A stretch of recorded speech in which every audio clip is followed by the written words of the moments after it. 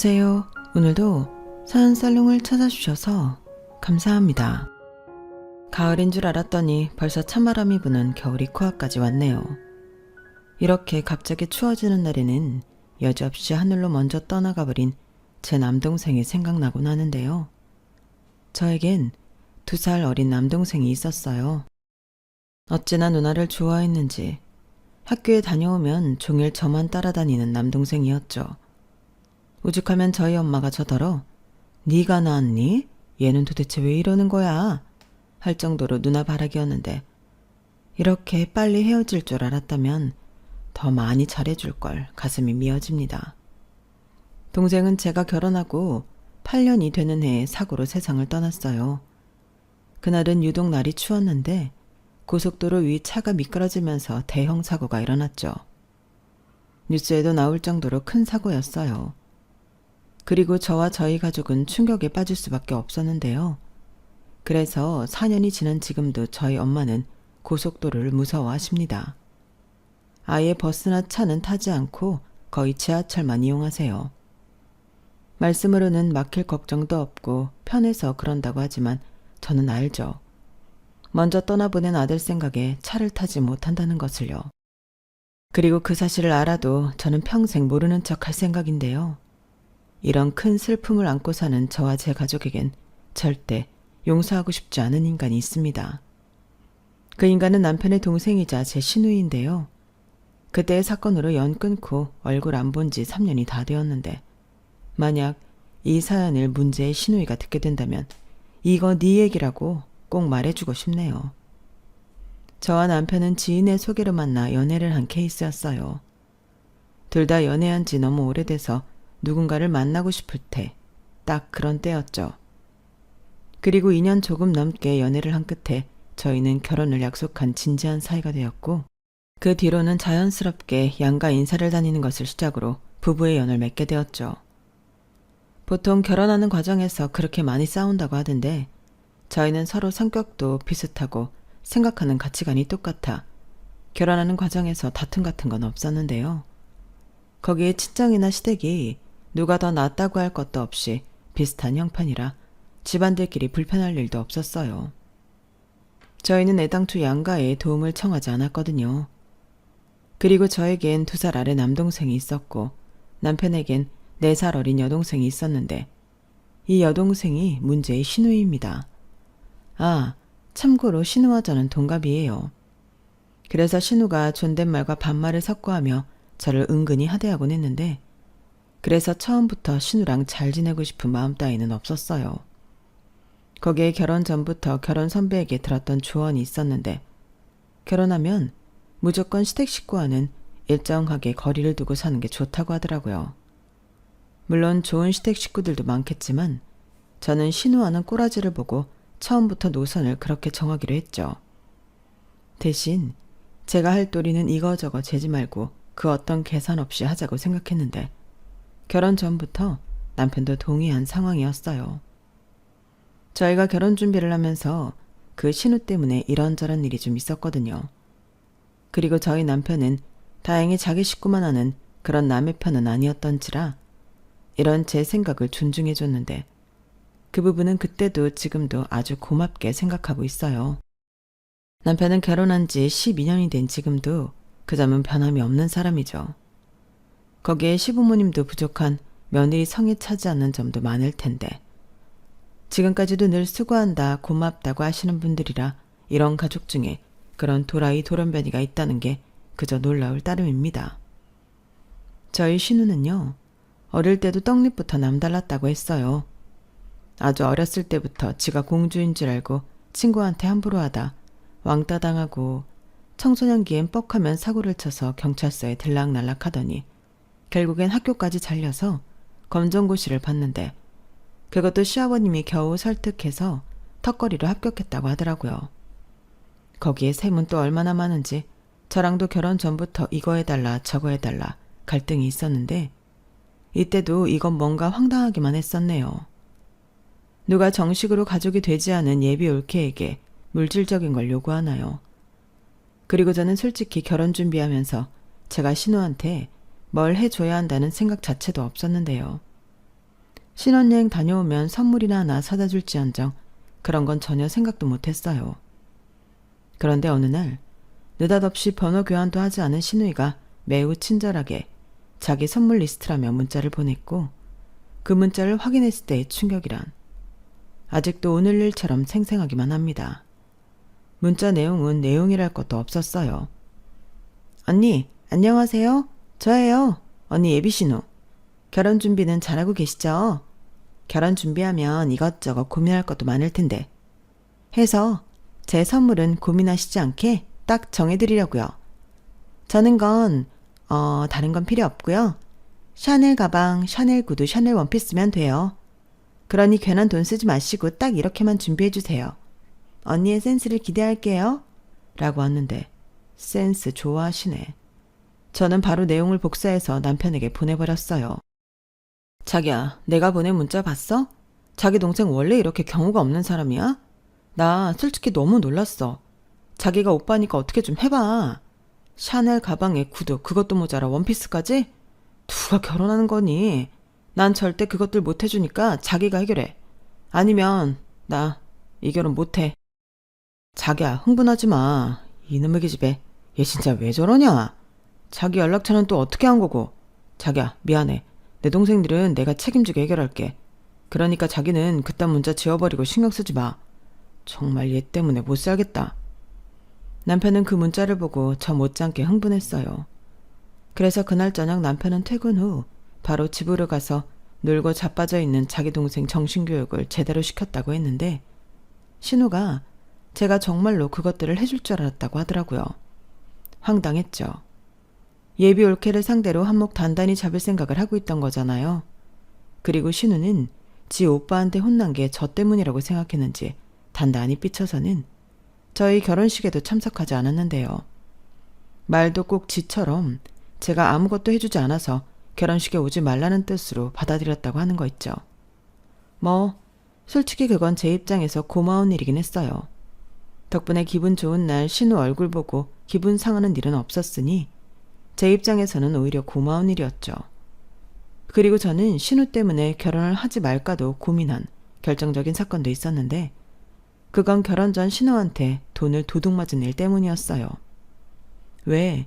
결혼 준비할 때 신부 쪽에서 예단비를 드리잖아요.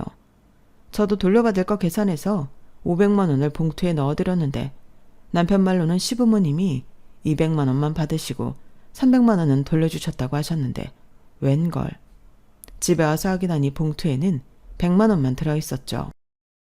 제가 너무 의아해서 따지긴 뭐하지만 남편이 착각한 건 아닐까 싶어 남편에게 살짝 물었는데 시간이 지나 신우가 돈 봉투에 저 몰래 손을 댔다는 걸 알게 되었어요. 정말 충격적이었죠. 어떻게 옳게 될 사람의 돈에 손을 댈 수가 있냐고요. 그리고 그때도 정말 황당한 말을 들었는데 제가 그걸 따지고 들 줄은 몰랐다고 하더라고요. 울키 언니도 정말 대단하다. 어떻게 돈이 부족하다고 그걸 바로 얘기할 수가 있어? 그냥 시부모님이 100만 원만 돌려줬구나 하면 될 일이지. 진짜 이상한 사람이야. 오빠, 정말 이 결혼 해야겠니? 저는 그 사실을 전해 듣고 뭐 저런 게 다 있지? 내가 과연 저런 집에 시집을 가도 되는 걸까? 하며 현타가 세게 왔어요. 그도 그럴 게 적반하장도 따로 없지. 사과를 해도 모자랄 판에 남편한테 저랑 결혼을 해야겠냐고 물었다는 게 상식 밖의 일이잖아요. 하지만 그놈의 사랑이 뭔지. 남편과는 헤어지고 싶지 않아 결혼을 진행했고 나중에 남편이 예단 일은 미안하다며 자기 돈으로 200만 원을 채워줬는데 그런 일도 있었다 보니 신우가 결혼식에 오지 않은 게 제 입장에서는 환영할 일이었어요. 그런데 그런 일들 때문인지 시부모님은 저에게 항상 미안해 하셨는데 그때까지도 영문을 모르던 저희 부모님은 온통 어리둥절한 일들이셨어요. 사실 신우가 결혼식까지 오지 않을 줄은 몰랐기에 저희 부모님은 오만 생각을 다 하셨다고 하더라고요. 그때 당시 저희 아빠가 많이 아프셔서 제가 아주 큰일이 아니고서는 집에는 말을 아끼던 때였는데 나중에서야 신우 이야기를 듣게 된 저희 친정아빠는 저에게 조용히 이렇게 당부하셨어요. 그래도 이제 한 가족인데 너무 그러지 마라. 나쁘게 지내서 좋을 게 뭐가 있니? 나이는 같아도 이제 네가 손윗사람이니까 선물 하나 좋은 걸로 해주고 풀어줘. 오죽 속상하면 오빠 결혼식도 안 왔겠니? 저는 차마 아픈 아파하기까지 걱정을 끼치고 싶지 않아 알았다고 했죠. 하지만 진짜로 신우의 기분을 풀어줄 생각은 눈꼽만큼도 없었는데요. 처음부터 들어주기 시작하면 저를 호구로 볼 거라고 생각해서였어요. 서열 싸움이라고 하면 웃기지만 초장에 잡아야 한다고 생각하기도 했었죠. 하지만 제가 처음부터 호락호락하게 보이지 않았음에도 신우는 생각이 없는 건지 아니면 원래 태생이 글러먹은 건지 저를 아주 만만하게 봤고 오히려 결혼 전부터 자기한테 물을 먹였다며 일부러 저를 괴롭히는 것 같았는데 다행히 시부모님이 제 편이라서 신우의 그런 계획들도 소용이 없었어요. 그때부터는 어쩐지 시부모님이 저와 저희 부모님에게 신우를 창피해하는 느낌도 받았는데 정작 신우는 자기 부모인데도 그러거나 말거나 하더군요. 저도 저희 부모님한테는 같은 자식이고 딸인데 신우는 이해할 수 없었어요. 뭐 솔직히 이해하고 싶지도 않았고요. 그리고 5년 동안 저와 신우는 서로를 본 채 만취하며 지냈는데 신우는 가끔씩 저에게 시비를 걸거나 뭐 하나 뜯어가겠다고 빌미를 만들기도 했지만 저는 넘어가지 않았죠. 아니, 넘어갈 새가 없었어요. 저희 아빠가 긴 투명 생활 끝에 저희 가족의 곁을 떠나셨거든요. 게다가 그때가 제게 이미 두 아이의 엄마가 되었을 때라 거짓말을 조금 보태서 저에게 5년은 누군가 테이프를 빨리 감기라도 한 듯 순식간에 지나갔어요. 그리고 정신 차려보니 많은 것이 달라져 있었는데요. 저희 부부는 그간 열심히 노력한 끝에 청약에 당첨이 되어 꿈에 그리던 내 집 장만에 성공하게 되었어요. 물론 대출이 있긴 했지만 너무나도 뿌듯했었는데요. 그러면서 너무 들뜬 나머지 앞으로 저에겐 더 큰 행복만이 기다리고 있을 거라고 자만했어요. 그리고 그렇게 방심한 어느 날 조금 더 제 곁에 머물러 줄 줄 알았던 아빠가 돌아가셨고 그 일과 맞물려 신우가 혼전 임신을 해 시댁이 발칵 뒤집어졌는데 신우는 마치 자기가 줄리엣이라도 된 것처럼 결혼시켜주지 않으면 뱃속의 아이랑 같이 콱 죽어버리겠다며 지랄 생쇼를 했어요. 하지만 시부모님은 아랑곳하지 않으시고 결혼은 절대 안 된다며 반대를 하셨는데 신우는 지 사랑이 무슨 불굴의 사랑이라며 혼인신고를 해버렸죠. 그리고 무슨 깡인지 돈 한 푼 없으면서 결혼식장을 덜컥 잡아버렸는데요. 그렇게 무대뽀로 결혼을 감행하더니 하필이면 저희 동네로 신혼집을 구했다고 하더군요. 정말 최악이었어요. 사실 그때부터 기분이 쎄하긴 했거든요. 거기에 들어보니 신우 남편이 이렇다 할 직업도 없이 허황된 꿈만 쫓는 사람이었는데 아니나 다를까 신우는 맨날 돈이 없다며 저희 집을 편의점처럼 이용하려 하더군요. 필요한 건 저희 집에서 구해가는데 어떤 날은 종량제 쓰레기 봉투도 없다며 그것도 달라고 하는데 황당했죠. 그래도 어쩌나요? 쓰레기 봉투가 없어서 쓰레기도 못 버린다고 하는데 줘야죠. 그리고 황당한 일은 그뿐만이 아니었는데 신우는 제가 동네 마트에서 장을 보고 있다고 하면 조금만 기다려달라고 하고는 쪼르르 슬리퍼만 신고 마트까지 따라와 같이 장을 보고 계산은 저한테 밀어버리는 등 얌체짓을 잘도 했어요. 그건 거의 상습법 수준이었는데요. 물론 처음엔 형편이 어려우니 그러나 보다 하고 이해하려 했어요. 어찌됐든 미우나 고우나 남편 동생이고 임신 중이니 올케로서 그 정도는 도와주자 싶었죠. 그런데 호의가 계속되면 호구가 된다고. 그렇게 한번 넘어가주니 제 지갑을 아주 지지갑인 줄 알고 같이 쓰자고 덤비는데 이건 아니다 싶었죠. 심지어 자기는 돈이 없어서 산후조리원도 예약을 못했다며 저더러 산후조리 해줄 거 아니면 조리원비를 대신 내달라고 하는데 저도 참다 터지고 말았어요. 아가씨, 제가 아무리 좋게 생각하려고 해도 이건 아닌 것 같아요. 아가씨 왜 자꾸 저한테 돈 얘기하세요? 저는 아가씨 부모가 아니에요.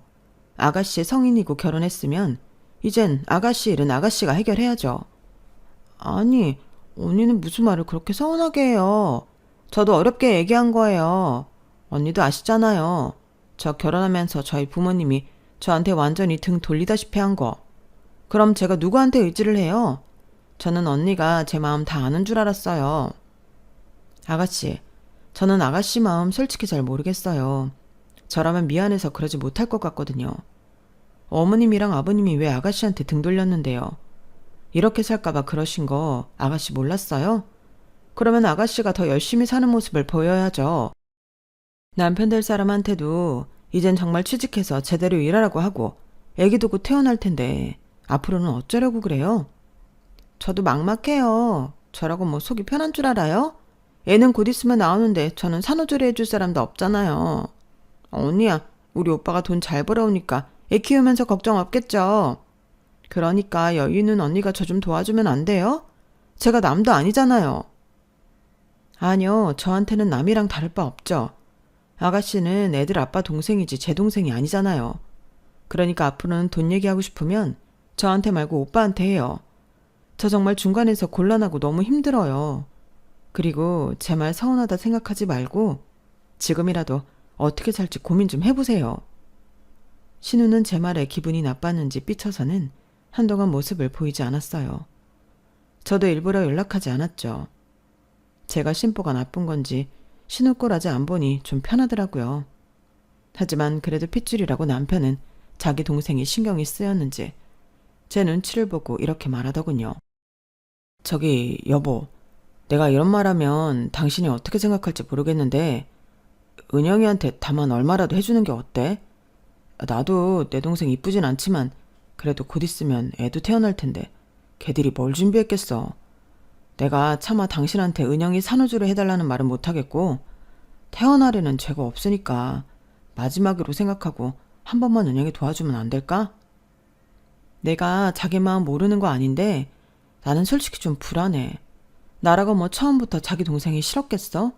나도 처음엔 별 생각 없이 필요한 거 있다고 하면 사주고 했는데 결국엔 그게 독이 됐잖아. 근데 이번에도 도와주면 아가씨가 마지막이라고 생각할까? 당신은 이 이상 감당할 수 있어? 미안한데 나는 못해. 이런 말해서 미안한데 나는 아가씨가 우리 동네 이사 오고 우리 애들한테도 신경 못 쓰고 우리 엄마도 못 챙기고 있잖아. 나 솔직히 너무 스트레스 받아. 알아. 알지. 그건 정말 미안하게 생각해. 알았어. 조금만 더 고민해보자. 남편은 제가 난색을 표현하자 한 발 물러서는 듯 말했어요. 그리고 며칠 후 신우는 조카를 낳았는데요. 그래도 딸이라고 시어머님이 산후조리를 해주시러 오셨더라고요. 그리고 아기를 봐서 필요한 용품들을 지원해 주셨는데 그러니 신우가 기고만장해져서는 저에게 이딴 소리를 짓거렸어요. 언니는 내가 언니네 아니면 산후조리도 못하고 빌빌거릴 줄 알았죠? 그래도 그러는 게 아니에요. 제가 이래봬도 언니 신우라고요. 제가 신우의 짓이라도 하면 어쩌려고 그래요? 그러지 말고 제가 마지막으로 기회를 줄 테니 생각 좀 잘해보세요. 제가 생각해봤는데 언니 아직 저희 출산 선물도 안 해줬잖아요. 이제 와서 애기용품 받는 것도 그렇고 그냥 매달 10만 원씩 우리 애기 적금 넣어준다고 생각하고 제 계좌로 입금하는 거 어때요? 삼촌이랑 외숙모면 그 정도는 해줄 수 있잖아요. 그러는 아가씨는 저한테 뭐 해줬는데요? 저는 출산도 무려 2번이나 했는데 아가씨한테 뭐 하나 받은 기억은 없거든요. 그리고 아가씨도 저희 애들한테는 고모인데 아가씨가 먼저 저희들 앞으로 입금해주면 저도 할게요. 뭐예요? 언니는 벼룩에 간을 빼먹어요. 제가 그럴 돈이 어딨어요? 정말 무슨 말을 못해. 언니 정말 그렇게 살지 마요. 있는 사람들이 더 한다고. 언니 그렇게 살면 천벌 받아요. 저는 신우의 악담에 기분이 너무 나빴어요. 자기가 먼저 시작해놓고서 저런 말을 하는 그 심보는 뭐예요? 그래서 남편한테 이야기하고 아무리 사정이 딱해도 어떤 것도 해주고 싶지 않다고 제 의사를 전했는데요. 남편은 그 망할 기집애가 또 그래? 아유, 동생이라고 좀 생각해주려고 했더니 걔는 어떻게 철이 안 드냐. 자기가 하고 싶은 대로 해. 나는 무조건 당신 편이야. 라며 제 편을 들어줬어요. 그래서 그날 이후로는 신우 전화가 울려도 받지 않고 집에 찾아와 초인종을 눌러도 없는 척 문을 열어주지 않았는데 좀 성가시긴 했지만 그 전에 비하면 훨씬 삶의 질이 좋아졌죠. 그렇게 살기를 몇 달이 지났어요. 가을이 지나고 추운 겨울이 찾아와 아직 어린 저희 아이들은 서로 독감을 주고받으며 난리도 아니었는데요. 그러던 어느 날 친정 엄마에게서 다급한 연락이 왔어요. 마른 하늘의 날벼락 같은 그 연락은 저를 아무것도 할 수 없게 만들었죠. 지영아, 이를 어쩌면 좋으니? 글쎄 우리 치우기가. 친정엄마는 목이 메어 말을 제대로 하지 못하셨어요. 그리고 겨우겨우 저에게 동생이 고속도로에서 사고가 났다며 병원으로 급히 오라고 했는데 무슨 정신으로 병원에 갔는지도, 신발도 짝짝이를 신고 병원으로 달려갔어요. 하지만 동생은 이미 떠난 후였고 저희 엄마는 병원이 떠나가도록 통곡을 하셨는데 결국 충격에 졸도를 하시고 마셨어요. 저도 혼이 반쯤은 나가 있었는데 벌써 가족을 둘이나 먼저 보내니 왜 나한테만 이런 일들이 생기는 건가 세상이 원망스럽더군요. 그리고 동생이 저에게 잘해줬던 일들이 스쳐 지나가는데 너무 마음이 아파 심장이 찢어지는 것 같았어요. 동생은 제가 됐다고 해도 제 결혼할 때 모아놓은 지 전 재산을 저에게 입금했어요. 혼수라도 더 좋은 걸로 하라며 어찌나 말도 예쁘게 하던지. 샤넬 타령하는 누구랑은 판이하게 달랐죠. 거기에 조카들이 태어나자 외삼촌이라고 저희 애들한테도 정말 잘했는데요. 그런 동생을 하루아침에 잃었다는 게 믿을 수가 없었어요. 그러니 제정신을 잇는다는 게 거의 불가능했고, 그렇게 경황이 없으니 뒤늦게 남편 생각이 나서 남편에게 울면서 전화를 했네요. 그리고 남편의 연락을 받으셨는지 시부모님이 남편보다 먼저 달려오셨는데 감사하게도 저희 시부모님이 저와 친정엄마를 챙겨주셨어요. 그 뒤 남편이 도착해 충격으로 아무것도 못하는 저와 친정엄마 대신 동생의 장례 절차를 진행했는데 3일 동안 혼자 이리 뛰고 저리 뛰며 할 일을 모두 혼자 다 처리하다시피 해줬죠. 정작 저희와 저희 엄마는 슬픔에 잠겨 제대로 문상객과 인사조차 나누지 못했어요. 솔직히 아빠가 떠났을 때도 이 정도는 아니었는데 동생의 죽음은 그만큼 저희 모녀에겐 악몽 같은 일이었어요. 잠도 자지 못하고 식사도 못하는, 그야말로 숨 쉬는 것도 힘든 시간이었죠. 민서 엄마야, 밥도 안 먹고 너 그러다 쓰러진다? 너라도 버텨야 네 엄마가 너를 의지하지. 네가 그러고 있으면 네 엄마는 어떡하라고. 어머니 죄송해요. 근데 도저히 아무것도 할 수가 없어요. 저 어떡해요? 아휴, 우리 며느리 안쓰러워서 어떡하노. 우리 사돈총각 닦여서 어떡하노. 그래도 민서 엄마야, 너라도 씩씩하게 버텨야 한다. 지금은 네 엄마만 생각해. 너 그러다 네 엄마 잘못되면 그땐 어쩌니. 나도 너한테 이런 말 하기 정말 싫은데 버텨라. 네가 버텨야 네 엄마가 산다. 저는 시어머니를 붙잡고 한참 동안 목 놓아 울었어요. 그렇게 눈물로 동생을 보내고 시부모님이 저희 애들을 맡아주신 덕에 친정엄마와 한동안 함께 있을 수 있었죠. 지금도 그때를 떠올리면 시부모님에게 너무나 감사해요. 그리고 저희 엄마와 저는 슬프고 아프지만 현실을 받아들여야만 했는데요. 잔인하게도 동생의 일로 수습해야 할 일이 많았어요. 최초 사고 원인에 대한 시시비비와 보상 문제도 있었고 동생의 사업과 재산 정리 등 할 일이 정말 많더라고요. 동생이 결혼했다면 당연 제 올케가 했을 일이겠지만 동생은 미혼이었고 그래서 가족인 저와 엄마가 이 모든 걸 해결해야 했는데 솔직히 저나 엄마나 아는 게 없다 보니 하나부터 열까지 난관 속의 연속이었어요. 상황이 이렇다 보니 이 모든 정리는 제 몫이 되었고 남편이 도와주긴 했지만 아무래도 동생의 마지막을 정리하는 거다 보니 제가 신경을 많이 썼어요. 우선 회사는 인수하겠다는 회사가 있어서 동생 회사 직원들 모두 고용 승계 보장해주는 조건으로 넘겼고 동생의 현금 자산은 동생 살던 아파트 대출을 갚고 나머지는 모두 친정엄마 앞으로 해드렸는데요. 문제는 동생이 살던 아파트였어요. 저는 사실 제 것도 아니고 해서 처분할 생각에 대출금부터 정리한 건데 시세를 알아보니 10억대더라고요. 대형 평수는 아니었는데 솔직히 좀 놀라긴 했어요. 제가 부동산에 대해 잘 모르기도 해서 더 그랬죠. 동생 사업이 잘 되는 줄은 알았지만 생각보다 동생이 자산을 현명하게 잘 모으고 있었더군요. 그런데 제가 처분하려고 하니 부동산에서 말렸어요. 너무 아깝다는 이유였죠. 앞으로 향후 몇 년은 계속 오를 건데 차라리 월세든 전세든 세를 주라고 하는데 그런 얘기를 들으니 고민이 됐어요. 그래서 친정엄마에게 상의를 했고 저희 엄마는 아무래도 집은 동생의 흔적이 제일 많이 남아있는 곳이니 일단은 두고 천천히 고민해보자고 하셨어요. 어차피 당장 팔 게 아니라면 천천히 결정해도 될 일이니 저도 그게 좋다고 생각했죠. 그렇게 일을 처리하다 보니 저도 사람인지라 심신이 지쳤는데 그제야 그간 제대로 신경 써주지 못한 남편과 제 아이들이 보이더군요. 굉장히 미안했어요. 그러면서 제 몸은 하나인데 챙길 사람들은 많으니 그것도 좀 벅찼는데요.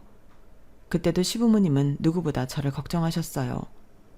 제가 살이 너무 빠졌다면서 시어머니는 영양제도 사오시고 저 먹으라고 곰국도 끓여서 가지고 오셨는데 솔직히 그때는 친정 엄마보다 시어머니에게 감사한 마음과 동시에 많이 의지했어요. 그리고 남편도 저를 많이 챙겨줘서 그 덕에 저는 다시 일상으로 돌아올 수 있었는데요.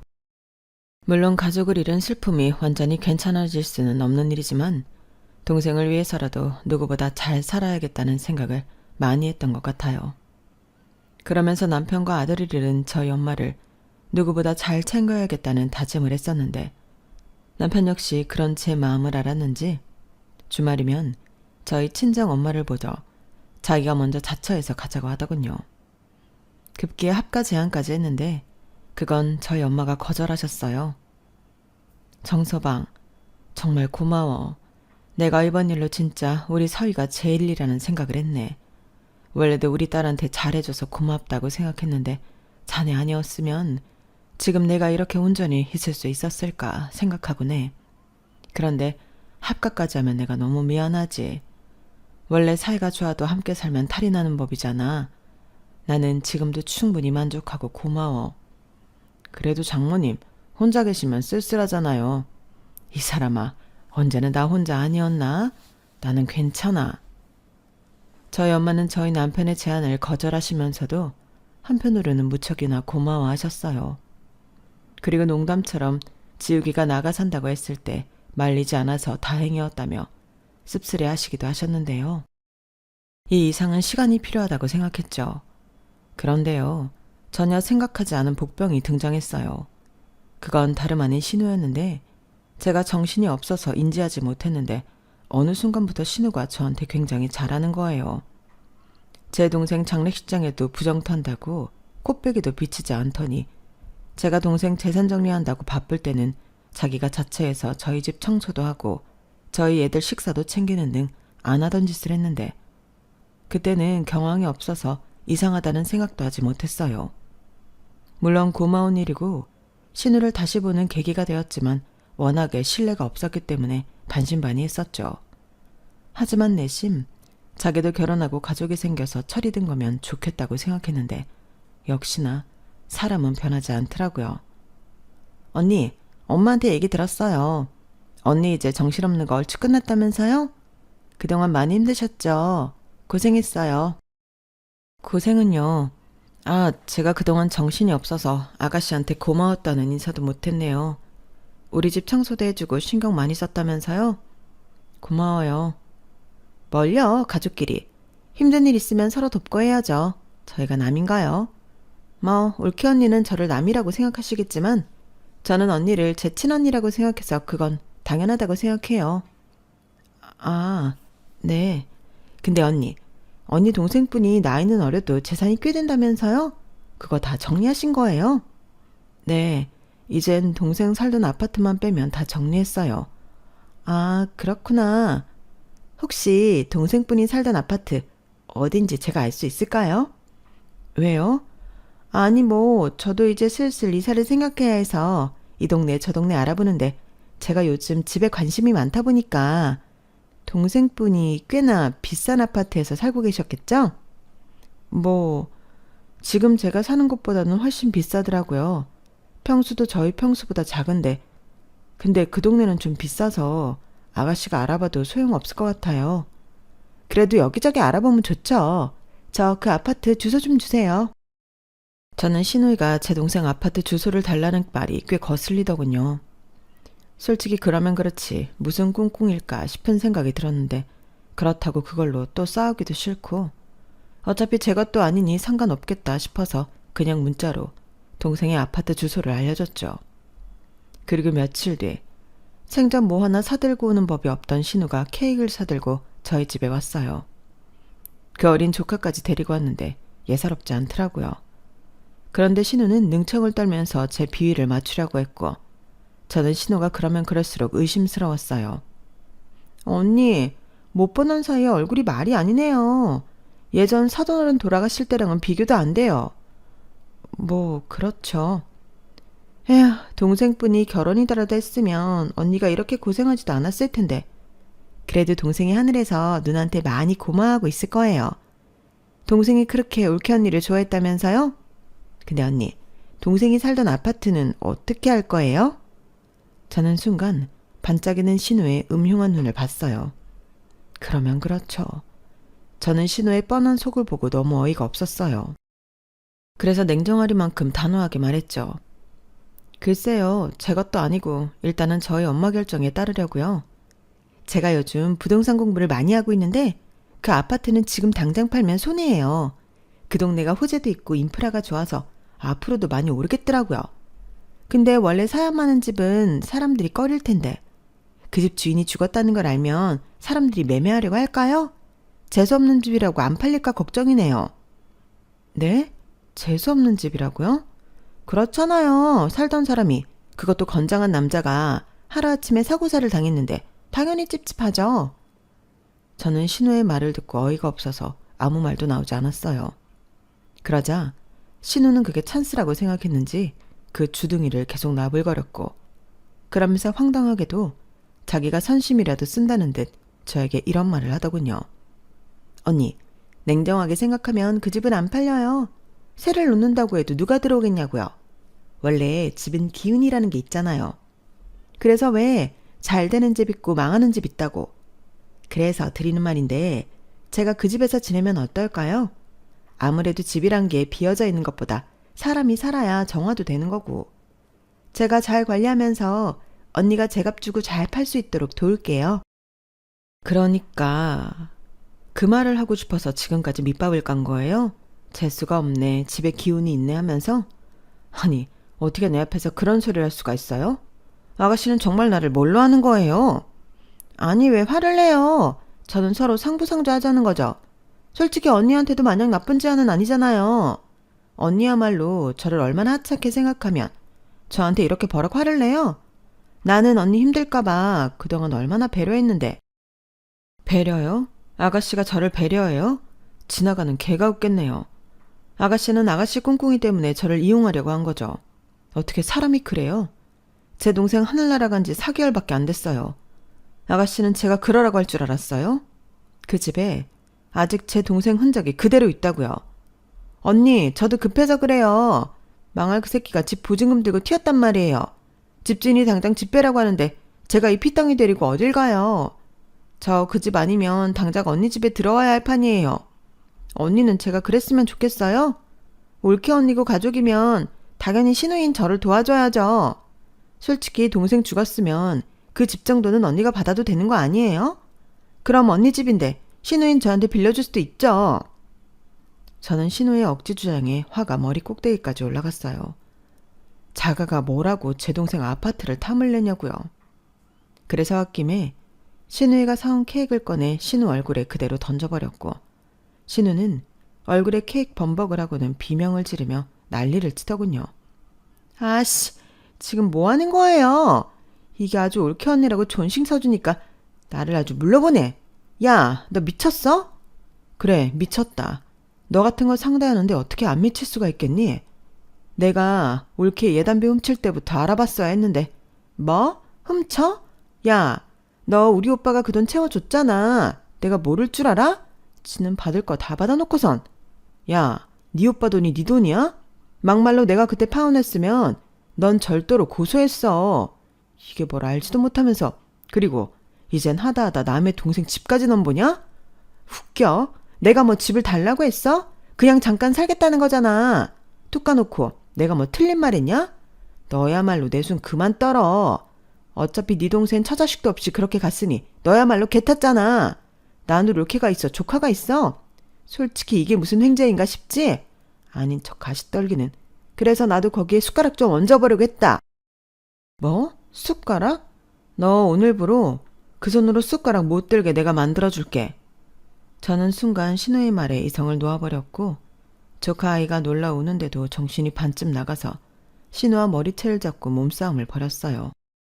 신우도 지지 않으려고 저를 깨물고 발길질을 하고 그랬는데 제가 신우 머리채를 잡고 패대기를 치니 자기 머리 다 빠졌다면서 울면서 저를 경찰에 신고하더군요. 저는 결국 신우의 신고로 경찰서까지 가게 됐어요. 물론 신우랑 나란히 같이 갔는데 어차피 쌍방이라 경찰도 알아서 합의하라고 하더군요. 그리고 그 난리통에 남편과 시부모님까지 경찰서에 모두 왔는데 전후 사정을 다 들은 남편은 신우에게 남매고 뭐고 다시는 보고 싶지 않다며 연을 끊자고 말해버렸어요. 그러자 신우는 자기는 싫다며 끝까지 깐족거렸는데 보다 못한 시아버님이 신우의 뒤통수를 사정없이 갈겨버리셨네요. 워낙 점잖으신 분이라 솔직히 저도 많이 놀랐어요. 하지만 시어머니는 자기가 딸을 잘못 키워서 일어난 일이라며 저에게 연신 미안하다고 사과하셨고 그 모습에 신우가 눈이 돌아서는 왜 나한테만 그래? 쟤도 똑같이 다 했어. 내 머리 좀 봐. 제가 다 뽑아놔서 이 모양이잖아. 엄마 아빠는 누가 더 중요해? 딸인 나보다 며느리 따위가 더 중요한 거야? 라고 소리를 질렀는데 그 모습을 보니 진심으로 소름 끼쳤어요. 그래서 집에 돌아와 바로 남편에게 신우 때문이라도 이혼하고 싶다고 울면서 말했는데요. 남편이 신우 볼일 더는 없게 하겠다며 자기한테 기회를 달라고 하더군요. 하지만 이미 저는 마음이 이혼 쪽으로 기울었어요. 남편과 계속 함께 한다면 어찌됐든 신우랑도 계속 엮여야 할 테니 너무 싫더라고요. 그래서 좋게 합의혼해 달라고 했는데 남편은 그럴 수 없다며 울면서 저에게 매달렸어요. 아이들을 생각해서라도 자기를 버리지 말라고 사정했죠. 그리고 다음날 남편에게 제 이야기를 들으셨는지 시어머님이 저를 찾아와 이렇게 말씀하셨는데요. 민서 엄마야, 아니 지영아, 내가 정말 너를 볼 면목이 없다. 내가 딸을 잘못 키워서 이 사달이 났어. 정말 미안하다. 어머니, 저는 어머니한테 사과받고 싶은 게 아니에요. 정작 사과할 사람은 따로 있잖아요. 그래서 내가 더 미안하다는 거야. 네가 우죽하면 이혼 생각까지 하겠니? 어머니가 어떤 말씀 하시려는지 저 모르지 않는데 그냥 이혼하고 싶어요.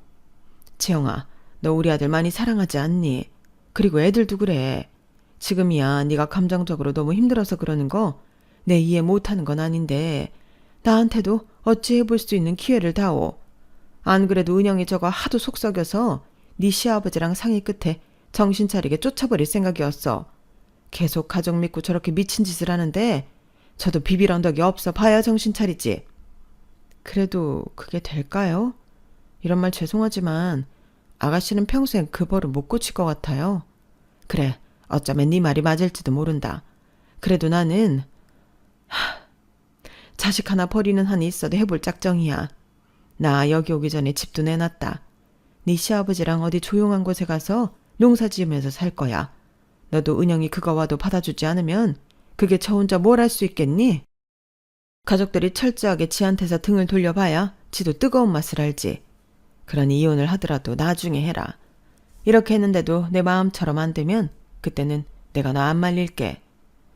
저는 간곡한 시어머니의 애원에 마음이 움직였어요. 그런 큰 결정까지 하셨는데 저도 한번 두고 보자 하는 생각이 들었죠. 그리고 친정엄마와 상의 끝에 저희 집과 친정엄마 집을 팔아 다른 타 지역으로 이사를 가기로 했는데요. 이래저래 온 가족이 신우와 연을 끊기 위해 이사를 하는 셈이 되었어요. 그리고 그건 꽤 효과가 있었는지 적어도 제가 신우 얼굴을 보는 일은 없었는데요. 남편한테 듣기로 돈이 궁한 신우가 결국엔 시댁에 들어가 살게 되었고 힘든 농사일에 학을 떼서 조카만 남겨두고 집을 나갔다고 하더군요. 참, 끝까지 이기적이고 무책임하지 않나요? 뭐 조카 입장에서는 그런 엄마 밑에서 자라는 것보다는 인품 있는 조부모님 손에 자라는 게 나을 것 같긴 하지만 시부모님이 손주까지 키우게 되셔서 힘드실까 걱정이 커요. 그래서 고민 끝에 제가 데려와 키우겠다고 했는데 괜히 그렇게 또 엮이면 골치 아프다고 시부모님이 거절하신 상태입니다. 다행히 조카는 건강하고 귀엽게 잘 크고 있어요. 어찌나 말도 잘하는지 보고 있으면 셋째 생각이 절로 날 정도입니다. 신우한테는 털끝이라도 용서한 마음을 베풀고 싶지 않지만 조카한테는 저희가 해줄 수 있는 건 최대한 해주고 싶어요. 아니, 그렇게 할 거예요. 적어도 신우 같은 어른은 만들면 안 되잖아요. 이렇게 말하면 무슨 사명감처럼 보일지도 모르겠는데 조카애한테 저도 나름 경에 있어서 엄마의 빈자리를 저도 채워주고 싶은 마음입니다. 저는 현재 친정엄마와 경기도 외곽에서 텃밭도 가꾸고 꽤 편안한 생활을 하고 있어요. 동생의 아파트는 고민 끝에 작년에 처분했고 그 돈은 저희 엄마가 고집에 제가 받게 되었는데요. 엄마는 그동안 고생한 값이고 제 동생이 그걸 바랄 거라고 하셔서 차마 거절하지 못했어요. 그리고 저희 아이들 클 때까지 그 돈은 건드릴 생각이 전혀 없어요. 그렇게라도 동생의 흔적을 갖고 싶은 누나의 마음일까요? 너무 이른 나이에 헤어지게 된 동생을 생각하며 저는 오늘도 동생 몫까지 열심히 살아가는 중이에요. 삶과 죽음은 종이 한 장 차이라는데 친정아빠도 제 동생도 저와 저희 엄마가 씩씩하게 살고 있는 모습을 하늘에서 지켜보고 있을 거라고 생각합니다. 그리고 할 수 있다면 다음 생에도 한 가족으로 태어나고 싶은데요. 그때는 우리 네 식구 아주 오래오래 함께 했으면 좋겠어요. 그리고 끝으로 저 하나를 위해 어려운 결심해준 남편과 시부모님께 무한한 감사의 마음을 전하고 싶은데요. 제가 앞으로 아내로서 며느리로서 최선을 다하겠다고 이 자리를 빌어 약속하고 싶습니다. 이 모든 일이 한 사람 때문에 일어났다는 게 좀 유감이긴 하지만 신우가 이젠 제발 정신 차리고 남한테 피해 끼치지 않는 삶을 살았으면 좋겠어요. 물론 그렇다고 해서 다시 볼 생각은 전혀 없지만요. 제가 너무 뒤끝 있나요? 그래도 어쩔 수 없죠. 이게 모두 인과응보니까요. 그러게 적당히 했어야죠. 아무리 가족이라도 넘지 말아야 할 선은 지키는 게 배려라고 생각합니다. 가족이니까 괜찮다는 생각은 정말 위험한 거잖아요. 그러니 여러분들도 건강한 관계 유지하시면서 사랑하는 가족들과 행복한 시간만 공유하시길 바랄게요. 제 이야기는 여기까지고요. 지금까지 함께 해주셔서 대단히 감사드립니다. 항상 건강하시고요. 오늘 하루도 행복한 하루 보내세요. 여러분, 사연 댓글에 응원과 현명한 조언 부탁드려요. 좋아요와 구독은 저에게 큰 힘이 됩니다. 오늘도 좋은 일 가득하세요.